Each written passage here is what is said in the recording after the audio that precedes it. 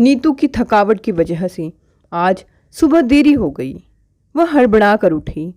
अभी सास की कड़वी पुकार कानों में पड़ेगी। अरे ओ महारानी, आज उठना नहीं है क्या? घर का इतना सारा काम कौन निपटाएगा? इतनी ही नवाबी थी तो अपने मायके से एक आध नौकर लेकर आना था ना। फिर उनका बड़बड़ाना शुरू हो जाएगा। इतने बच्चे जन कर धर दिए, इनको कौन संभालेगा? इनका बाप सारी चिंता छोड़कर परदेश में जा बैठा है। जाने कौन सी पढ़ाई है शैतान की आंत की तरह जो ख़त्म ही नहीं हो रही है। और अपने परिवार को लापटका मेरे सिर।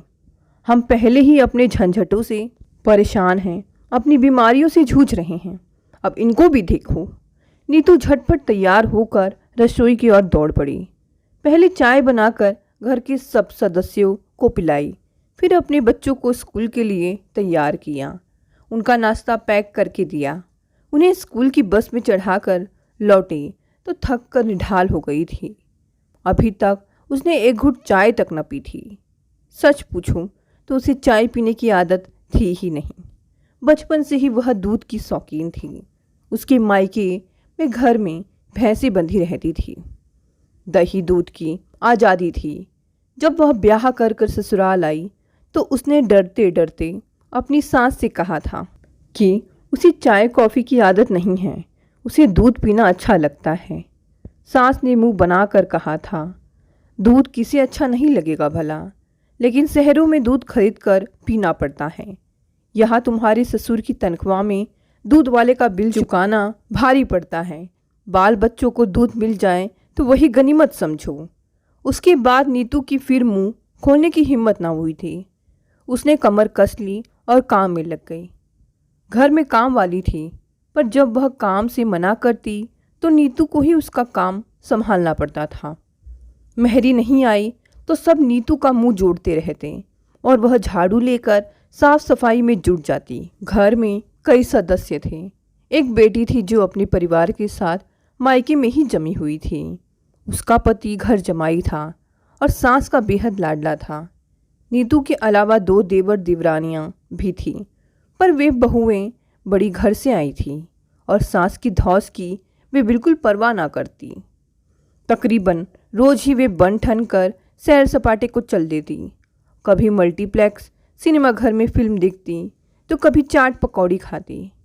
नीतू का भी बड़ा मन करता था कि वह घूमे फिरे, पर इस शौक़ के लिए पैसा चाहिए था और वह उसके पास न था। उसका पति डॉक्टरी पढ़ने के लिए लंदन यह कहकर गया था, तुम कुछ दिन यही मेरे माता पिता के पास रहो। तकलीफ़ तो होगी, पर थोड़े ही समय के लिए। पढ़ाई पूरी होगी और नौकरी लग जाएगी, मैं तुम लोगों को ले जाऊंगा और फिर हमारे दिन फिर जाएंगे। नीतू मान गई थी। इसके सिवा और कोई चारा भी तो न था। बच्चों की पढ़ाई की वजह से उसका शहर में रहना अनिवार्य था। उनके भविष्य का सोचकर वह तंगी में अपने दिन काट रही थी। सास ससुर ने एक मेहरबानी कर दी थी, उसे अपने बच्चों समेत अपने घर में शरण दी थी, लेकिन वे उसे हाथ पे हाथ धरे ऐश करने नहीं दे सकते थे। सास तो हाथ धोकर उसके पीछे पड़ी रहती, दिन भर उसके ऊपर आदेशों के कोड़े दागती रहती। वे उसके लिए खोज खोज कर काम निकालती। वह जरा सुस्ताने बैठती कि उनकी दहाड़ सुनाई देती, अरे बहू, थोड़ी सी बढ़िया उतार लें, खूब कड़ी धूप है, या थोड़ा सा आम का अचार बना लें। उन्हें लगता कि बेटा एक पाई तो भेजता नहीं, कम से कम बहू से ही घर का काम करवा कर थोड़ी बहुत बचत कर ली जाए तो क्या बुराई है। इस महंगाई के ज़माने में 4-4 प्राणियों को पालना कोई खेल तो नहीं था।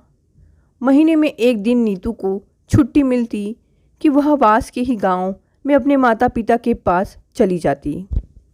उसके बच्चे इस अवसर का बड़ी बेसब्री से इंतज़ार करते। चलते वक्त उसकी सास उसके हाथ में बस के टिकट के पैसे पकड़ाती और कहती, वापसी का किराया अपने माँ बाप से ले लेना। साल में एक बार बच्चों की स्कूल की छुट्टियां में नीतू को अपने मायके जाने की अनुमति मिलती थी। वे दिन उसके लिए बड़ी खुशी के होते। गांव की खुली हवा में वह अपने बच्चों समेत खूब मौज मस्ती करती। अपने बच्चों के साथ वह खुद भी बच्चा बन जाती। वह घर के एक काम को हाथ ना लगाती, बात बात पर ठुनकती, थाली में अपनी पसंद का खाना ना देखकर रूठ जाती। उसके माँ बाप उसकी मजबूरियों को जानते थे, उसकी तकलीफ़ का उन्हें अंदाज़ा था। वे उसका मान मनुहार करते, यथासाध्य उसकी मदद करते। चलते वक्त उसके और बच्चों के लिए नए कपड़े सिलवा देते। नीतू को भेंट में एक आध छोटा मोटा गहना करवा देते। जब वह माँ बाप की दी हुई वस्तुएं अपनी सास को दिखाती तो वे अपना मुंह सिकोड़ कर कहती, बस इतना सा ही दिया तुम्हारे माँ बाप ने। यह जरा सी मिठाई तो एक दिन में चट कर जाएंगे ये बच्चे। और ये साड़ी लगती तो नहीं कि असली जरी की है। और यह गहना, महारानी यह मेरी बेटी को न दिखाना, वरना वह मेरे पीछे पड़ जाएगी कि उसे भी ऐसा ही हार बनवा दूँ, और यह मेरे बस का नहीं है।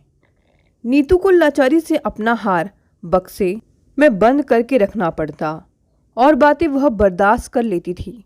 पर जब खाने पीने के बारे में उसकी सास तरफदारी करती तो उसके आंसू बरबस निकल जाते। घर में जब भी कोई अच्छी चीज़ बनती तो पहले ससुर और बेटों के हिस्से में आती, फिर बच्चों को मिलती। कभी कभी ऐसा होता कि मिठाई या अन्य पकवान ख़त्म हो जाता और नीतू के बच्चे निहारते रह जाते, उन्हें कुछ न मिलता।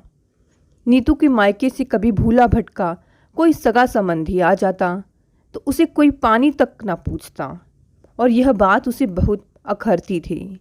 एक बार नीतू बुखार में तड़प रही थी, उसे बहुत कमजोरी महसूस हो रही थी। कमरे में दिन भर पड़े रहने पर भी किसी ने उसका हाल चाल जानने की कोशिश तक ना की थी। जब उससे रहा ना गया तो वह धीरे धीरे चलकर रसोई तक आई। मां जी, उसने कहा, एक गिलास दूध मिलेगा क्या? मुझसे अब खड़ा भी नहीं रहा जाता। दूध?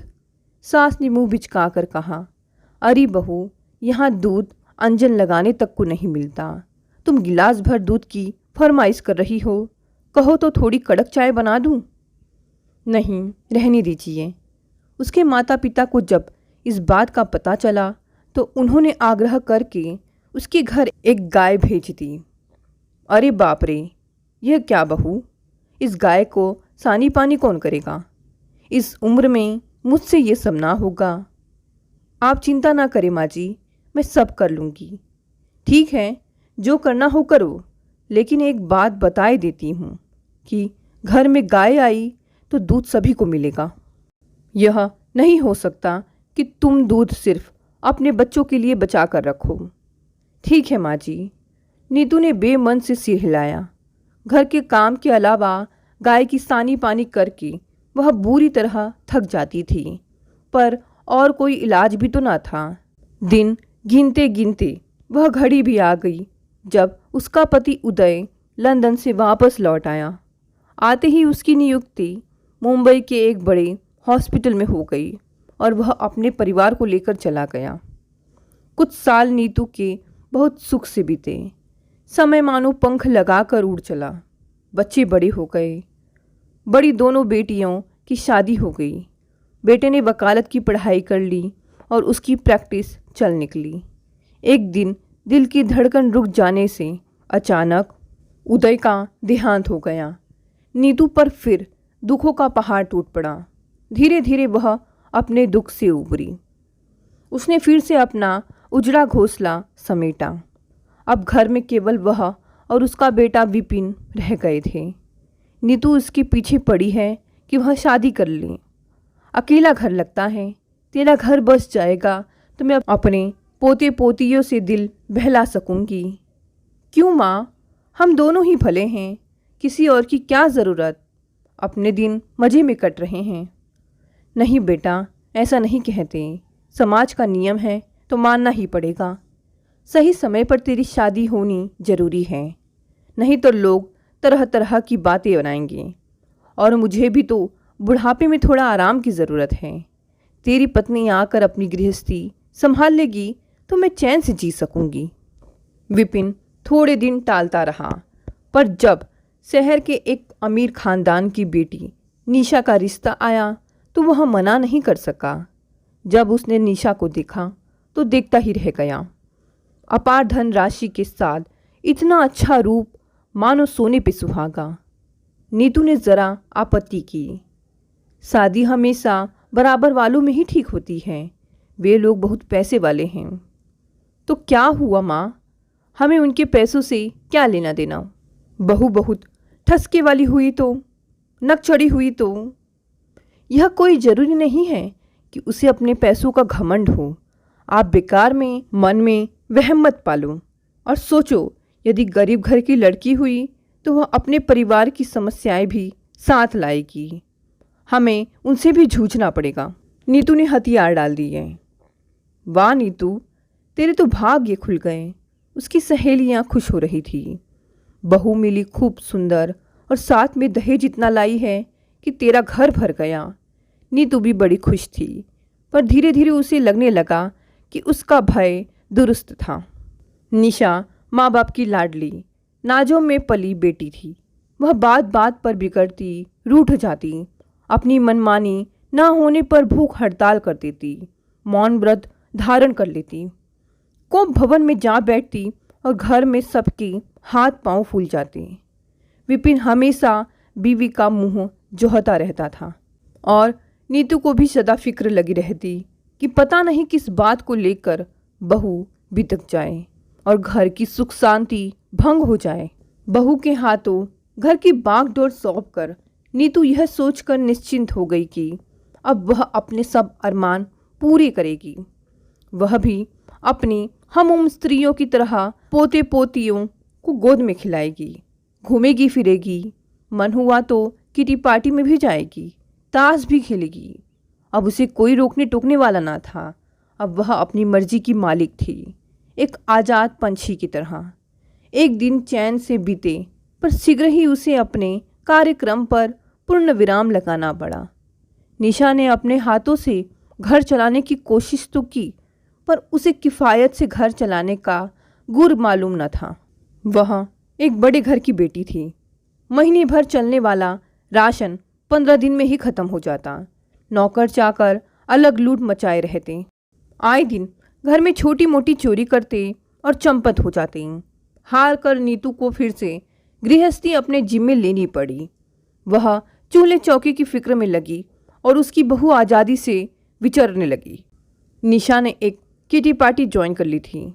जब उसकी मेजबानी करने की बारी आती और सखियां उसके घर पर एकत्रित होती तो वे सारा घर सिर पर उठा लेती, कमसिन लड़कियों की तरह उधम मचाती और नीतू से बड़ी बेबाकी से तरह तरह के खाने की फरमाइश करती। शुरू में तो नीतू को यह सब सुहाता था, पर शीघ्र ही वह उकता गई। उसे मन ही मन लगता कि कुछ गलत हो रहा है। उसका बेटा दिन भर अपने काम में व्यस्त है, बहू है कि वह अपनी मौज मस्ती में मस्त है और नीतू घर की समस्याओं को लेकर लस्त पस्त है। दिन पर दिन उसकी बहू सहजोर होती जा रही थी और नीतू मुंह खोलकर कुछ कह नहीं सकती। निशा की आदतें बड़ी अमीराना थीं। उसकी सुबह उठते ही बेड टी पाने की आदत थी। अगर नीतू ना बनाए और नौकर ना हो तो यह काम झक मार कर उसके पति विपिन को करना पड़ता था। इस बात से नीतू को बड़ी कोफ्त होती थी। ऐसा भी क्या नवाबी है कि उठकर अपने लिए एक कप चाय भी ना बना सके। वह नाक भौं सिकोड़ती, अपने पति को अपना गुलाम बना डाला। यह भी खूब है। बहू होकर उसे घर भर की सेवा करनी चाहिए, पर यहाँ सारा घर उसकी ताबेदारी में जुटा रहता है। यह अच्छी उल्टी गंगा बह रही है। एक आध बार उसने निशा को प्यार से समझाने की कोशिश भी की। बहू, कितना अच्छा हो कि तुम सुबह सवेरे उठकर अपने पति को अपने हाथ से चाय बनाकर पिलाओ। चाहे घर में 1000 नौकर हो, पति को अपनी पत्नी के हाथ की ही चाय अच्छी लगती है। माँ जी, मुझसे यह ना होगा, निशा ने मुंह बनाकर कहा। मुझसे बहुत सवेरे उठा नहीं जाता। मुझे कोई बिस्तर पर ही चाय का प्याला पकड़ा दे तभी मेरी आँख खुलती है। चाहे घर में मेहमान भरे हो, चाहे कोई आए जाए, इससे निशा को कोई सरोकार नहीं था। उसका बंधा हुआ टाइम टेबल था। वह सुबह उठकर जॉगिंग करती या हेल्थ क्लब जाती, लंच तक सैर सपाटी करती, कभी ब्यूटी पार्लर जाती, कभी शॉपिंग करती। दोपहर में घर में उसकी सहेलियां इकट्ठा हो जाती, ताश का अड्डा जमता। वे सारा दिन हाँ हाँ ही करती और रह रह कर उनकी चाय पकौड़ी की फरमाइश। नीतू दौड़ते दौड़ते हलकान हो जाती। उसे अपने कामों के लिए जरा भी समय नहीं मिलता। वह मन ही मन कुढ़ती, पर वह फरियाद करे भी तो किससे। विपिन तो बीवी का दीवाना था। वह उसके बारे में एक शब्द भी सुनने को तैयार ना था। धीरे धीरे घर में एक बदलाव आया। निशा के 2 बच्चे हो गए। अब वह जरा जिम्मेदार हो गई थी। उसने घर की चाबियां हथिया ली, नौकरों पर नियंत्रण करने लगी, स्टोर रूम में ताला लग गया। वह एक एक पाई का हिसाब रखने लगी। इतना ही नहीं, वह घर वालों की सेहत का भी ख्याल रखने लगी। बच्चों को जंक फूड खाना मना था। घर में ज़्यादा तली हुई चीज़ें नहीं बनती। नीतू की बुढ़ापे में जबान चटोरी हो गई थी। उसका मन मिठाई वगैरह खाने का करता, पर ऐसी चीज़ें घर में लाना मना था। जब उसने अपनी बेटियों से अपना रोना रोया तो उन्होंने उसे समझाया, माँ, इन छोटी बातों को अधिक तूल ना दो। तुम्हारा जो खाने का मन करे उसे तुम स्वयं मंगा कर रख लो और खाया करो। नीतू ने ऐसा ही किया। उसने चैन की सांस ली। चलो देर सवेर बहू को अक्ल तो आई। अब वह भी अपनी बची खुची जिंदगी अपनी मन मर्जी से जिएगी। जहाँ चाहे घूमेगी फिरेगी, जो चाहे करेगी। पर कहाँ, उसके ऊपर 1000 बंदिशें लग गई थी। जब भी वह अपना कोई प्रोग्राम बनाती तो निशा उसमें बाधा डाल देती। अरे माँ जी, आप कहाँ चली? आज तो मुन्ने का जन्मदिन है और हमने एक बच्चों की पार्टी का आयोजन किया है। आप ना रहेंगी तो कैसे चलेगा? अरे, मुन्ने का जन्मदिन है? मुझे तो याद ही ना था। यही तो मुश्किल है आपके साथ। आप बहुत भुलक्कड़ होती जा रही हैं। क्या कहूँ बहू, अब उम्र भी तो हो गई है। वही तो, उस दिन आप अपनी अलमारी खुली छोड़कर बाहर चली गई। वह तो अच्छा हुआ कि मेरी नज़र पड़ गई। किसी नौकर की नज़र पड़ी होती तो वह आपके रुपए पैसे और गहनों पर हाथ साफ कर चुका होता। बेहतर होगा कि आप इन गहनों को मुझे देते। मैं इन्हें बैंक में रख दूंगी। जब आप पहनना चाहें निकाल कर ले आऊँगी। ठीक है, पर अब इस उम्र में मुझे कौन सा सजना संवरना है। बहू, सब कुछ तुम्हें और लीला व सरला को दे जाऊंगी। एक बात और माँ जी, आप रसोई में ना जाया करें। क्यों भला? उस रोज आपने खीर में शक्कर की जगह नमक डाल दिया। रसोइया बड़बड़ा रहा था। ओ बहू, अब आँख से कम दिखाई देता है और कान से कम सुनाई देता है। आपके बगल में रखा टेलीफोन घनघनाता रहता है और आप फ़ोन भी नहीं उठाती। हाँ माँ, विपिन कहता है। पता नहीं तुम्हें दिन पर दिन क्या होता जा रहा है। तुम्हारी याददाश्त एकदम कमज़ोर होती जा रही है। याद है उस दिन तुमने हम सबको कितनी परेशानी में डाल दिया था। नीतू ने अपराध भाव से सिर झुका लिया। उसे याद आया वह दिन जब वह हमेशा की तरह शाम को टहलने निकली और बेध्यानी में चलते चलते जाने वह कहाँ जा पहुँची। उसने चारों तरफ देखा तो जगह बिल्कुल अनजानी लगी। उसके मन में डर बैठ गया। अब वह घर कैसे पहुँचेगी? वह रास्ता भूल गई और चलते चलते बेहद थक भी गई थी। पास में ही एक चबूतरा दिखा। वह चबूतरे पर कुछ देर सुस्ताने बैठ गई। नीतू ने अपने दिमाग पर जोर दिया, पर उसे अपना पता ना याद आया। वह अपने बेटे का नाम तक भूल गई थी। ये मुझे क्या हो गया? उसने घबरा कर सोचा। तभी वहाँ एक सज्जन आए। नीतू को देखकर वे बोले, अरे माँ जी, आप यहाँ कहाँ? आप तो खार में रहती हैं, अंधेरी कैसे पहुँच गई? क्या रास्ता भूल गई हैं? चलिए, मैं आपको घर छोड़ आता हूँ। घर वाले सभी चिंतित से बाहर खड़े थे। विपिन उसे देखते ही बोला, माँ, तुम कहाँ चली गई थी? इतनी देर तक घर नहीं लौटी तो हम सबको फिक्र होने लगी। मैं अभी मोटरसाइकिल लेकर तुम्हें ढूंढने निकलने वाला था। बस आज से तुम्हारा अकेले बाहर जाना बंद। जब कहीं जाना हो तो साथ में किसी को ले लिया करो। विपिन उसे डॉक्टर के पास ले गया। डॉक्टर ने नीतू की जांच की तो विपिन से बोला, आपकी माँ को भूलने की बीमारी है। जिस तरह बुढ़ापे में शरीर कमज़ोर हो जाता है, उसी तरह दिमाग की कोशिकाएं भी कमज़ोर हो जाती हैं। यह बीमारी लाइलाज है, पर जान को खतरा नहीं है। बस जरा एहतियात बरतना पड़ेगा। जाने कौन सी मरी बीमारी है जिसका आज तक नाम भी ना सुना, नीतू ने चिढ़कर सोचा। अब उसके बाहर आने जाने पर प्रतिबंध लग गया। नीतू अब दिन भर अपने कमरे में बैठी रहती। किसी को याद आ गया तो उसका खाना और नाश्ता उसके कमरे में ले जाता। अक्सर ऐसा होता कि नौकर चाकर अपने काम में फंसी रहती और उसके बारे में भूल जाते। और तो और अब तो यह हाल है कि नीतू स्वयं भूल जाती है कि उसने दिन का खाना खाया भी है कि नहीं। अक्सर ऐसा होता कि उसके पास तिपाई पर चाय की प्याली रखी रहती और वह पीना भूल जाती है। यह मुझे दिन पर दिन क्या होता जा रहा है। वह मन ही मन घबराती है। दिमाग पर एक धुंध सी छाई रहती है। जब धुंध कभी छटती है तो उसे एक एक बात याद आती है। उसे यह हठात याद आया कि एक बार निशा ने टमाटर का सूप बनाया था और उसे भी थोड़ा पीने को दिया।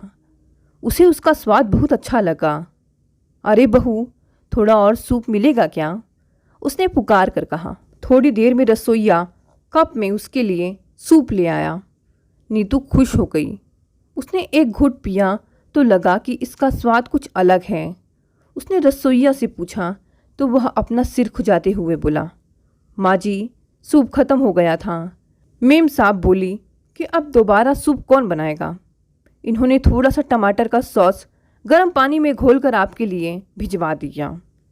नीतू ने सूप पीना छोड़ दिया। उसका मन कड़वाहट से भर गया। अगर उसने अपनी सास के लिए कुछ ऐसा किया होता तो वे उसकी 7 पुश्तों की खबर ले डालती। उसने सोचा, एक बार उसको फ्लू हो गया। 3 दिन तक मुंह में अन्न का एक भी दाना न गया। उसे लगा कि थोड़ा सा गर्म दूध पिएगी तो उसे फ़ायदा पहुंचेगा। वह धीरे से पलंग से उठी, घिसटती हुई रसोई घर तक पहुंच गई। बहू, एक प्याला दूध दे दे। इस समय वही पीकर सो जाऊंगी और कुछ खाने का मन नहीं हो रहा है। दूध? निशा मानो आसमान से गिरी। ओहो माँ जी, इस समय तो घर में दूध की एक बूंद भी नहीं है। मैंने सारा दूध जमा दिया है दही के लिए। कहीं ये तो बाजार से मंगा दूं? नहीं, रहने दो, नीतू बोली। वह वापस अपने कमरे में आई। क्या सबके जीवन में यही होता है? उसने मन ही मन कहा। वह हमेशा सोचती आई है, जब वह बहू से सास बन जाएगी तो उसका रवैया बदल जाएगा। वह अपनी बहू पर हुक्म चलाएगी और उसकी बहू दौड़ दौड़ कर उसका हुक्म बजा लाएगी। लेकिन यहाँ तो सब कुछ उल्टा हो रहा था। कहने को वह सास थी, उसके हाथ में घर की बागडोर न थी। उसकी एक ना चलती थी। उसकी किसी को परवाह न थी। अदनासा इंसान थी। विपिन के प्रिय कुत्ते से भी गई बीती। कुत्ते की कभी तबीयत खराब होती, उसे एक एसी कार में बिठाकर फौरन डॉक्टर के पास ले जाया जाता। पर नीतू बुखार में तपती रहे तो उसका हाल चाल पूछने वाला कोई ना था। वह अपनी इस स्थिति के लिए किसे दोष दे? उसे लग रहा था कि एक अवांछित मेहमान बनकर रह गई है। वह उपेक्षित सी अपने कमरे में पड़ी रहती या पागलों सी घर में डोलती रहती।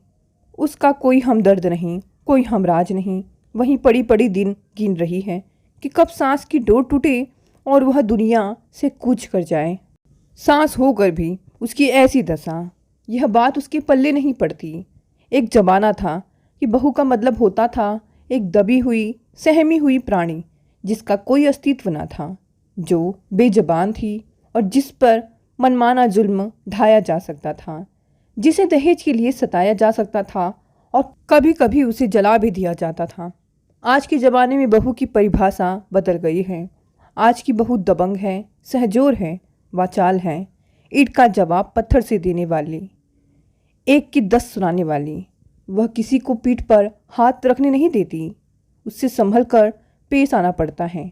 उसके मायके वालों पर टिप्पणी करते ही वह आग बबूला हो जाती है, चंडी का रूप धारण कर लेती है। ऐसी बहू से वह कैसे पेश आए, उसे कुछ समझ में ना आता था। उसे याद आया कि उसकी सास जब तक जीवित रही हमेशा कहती रहती, अरे बहू, यह बात अच्छी तरह गांठ बांध ले कि तेरा खसम तेरा पति बाद में है, मेरा बेटा पहले है। वह कोई आसमान से नहीं टपका है तेरी खातिर। उसे मैंने अपनी कोख में 9 महीने रखा है और जन्म दिया है और मर मर कर पाला है। उस पर तेरे से अधिक मेरा हक है और हमेशा रहेगा। नीतू अगर निशा से यह सब कहने जाएगी तो शायद निशा कहेगी कि माँ जी, आपको अपना बेटा मुबारक हो, आप रहो उसे लेकर। मैं चली अपने बाप के घर और आप लोगों को शीघ्र ही तलाक के कागजात मिल जाएंगे। नीतू यह सब सोचने लगी। हाय, तलाक का हुआ दिखाकर बहू घर भर को चुप करा देगी। नीतू की तो सब तरह से हार थी। जिद भी बहू की, पट भी उसकी। नीतू ने अपना सिर थाम लिया। सारी उम्र सोचती रही कि वह सास बन जाएगी तो ऐश करेगी, अपने घर पर राज करेगी। पर आज उसे लग रहा था कि सास बनकर भी उसके जीवन में कुछ खास बदलाव नहीं आया। क्या यह नए जमाने का दस्तूर था, या बहू की पढ़ाई की करामात थी, या उसके पिता की दौलत का करिश्मा था, या फिर बहू की परवरिश का कमाल। उसकी बहू तेज तर्रार है, मुंह जोर है, निर्भीक है, स्वच्छंद है, काबिल है और अपने नाम का अपवाद है। और नीतू पहले भी बहू थी और आज सास होने के बाद भी बहू है। दोस्तों, ये कहानी यहीं समाप्त हो गई। कहानी पसंद आई तो इसे लाइक, शेयर, कमेंट करें। साथ ही साथ अगर आप नए हैं तो इस चैनल को भी सब्सक्राइब कर लें। धन्यवाद दोस्तों।